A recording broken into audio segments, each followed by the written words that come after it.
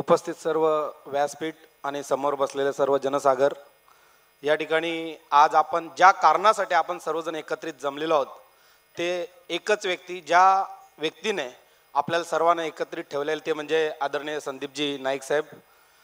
आपल्याला माहिती आहे की आपण सर्वच जण या हॉलमध्ये एंट्री करताना एक घोषणा आपण सर्वांनी दिली. ती घोषणा म्हणजेच बेलापुर के सम्मान में,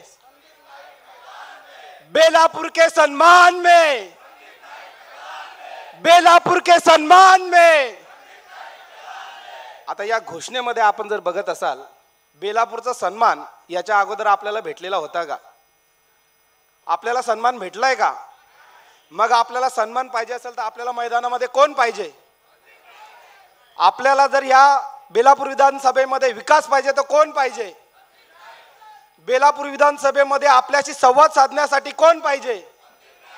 आणि म्हणूनच आज या ठिकाणी या घोषणा देत आपण सर्वजण या ठिकाणी एकत्रित जमलेलो आहोत. मला असं वाटतंय की या बेलापूर विधानसभेचं नेतृत्व आजपर्यंत गणेश नाईक साहेबांनी केलेलं होतं, परंतु आज वेळ आलेली आहे की संदीप नाईक साहेब, आपण हा मैदान आपण गाजवायचं आहे, लढायचं आहे आणि आपण जिंकायचं आहे. कुठल्या पक्षानं लढायचं, कुठल्या चिन्हाने लढायचं, हा पूर्ण अधिकार तुमचा. आम्ही सर्व इथं बसलेले सर्व तुमच्या सोबत आहोत. मित्र, अन्याय झाल्यानंतर जो पेटून उठतो तो इथं बसलेला माझा नागरिक, हा मतदार, हा बेलापूर मतदारसंघाचा मतदार.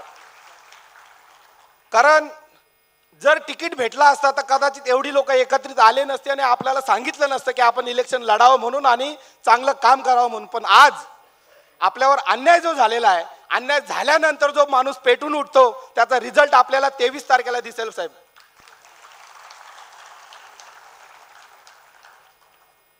अनेक असे विषय आहेत ज्याच्यामध्ये नाईक साहेबांनी केलेलं काम, संदीप नाईक साहेबांचा असलेला संवाद, युवकांसाठी केलेले कार्य, हे सर्व आपल्याला ठाऊक आहेत. या ठिकाणी मला जास्त बोलता येणार नाही कारण अनेक मान्यवर या ठिकाणी आहेत, परंतु काही लाईनी मी लिहिलेल्या आहेत, त्या लाईनी मी साहेब बोलून दाखवतो. त्याच्या नंतरचा निर्णय जो आहे तो आपला आहे. धर्म, जाती, भाषा, प्रांत, भारतीय संविधान या सर्व बाबींचा आत्मसन्मान राखला पाहिजे. मतदार राजाचा मतदानाचा अधिकार अबाधित राहिला पाहिजे. बेलापूर विधानसभेमध्ये मागील 10 वर्षामध्ये फक्त अन्याय आणि अपमान सहन करत आलो आणि दुजा भावाची वागणूक ही मिळत राहिली. आता आपल्या सर्वांच्या आशीर्वादाने व साथीने योग्य निर्णय घेण्याची वेळ आलेली आहे आणि मान सन्मानाच्या लढाईत आपण आपली बेलापूर विधानसभा सुरक्षित ठेवली पाहिजे. आणि काम, फक्त काम आणि कामच जिंकलं पाहिजे. संदीप नाईक साहेब यांच्या सर्वांच्या वतीनं मी तुम्हा सर्वांना आपल्याला विनंती करतो की आपण ही निवडणूक लढवली पाहिजे, हातात मशाल घेऊन तुतारी वाजवली पाहिजे आणि बेलापूरचा किल्ला हा जिंकला पाहिजे.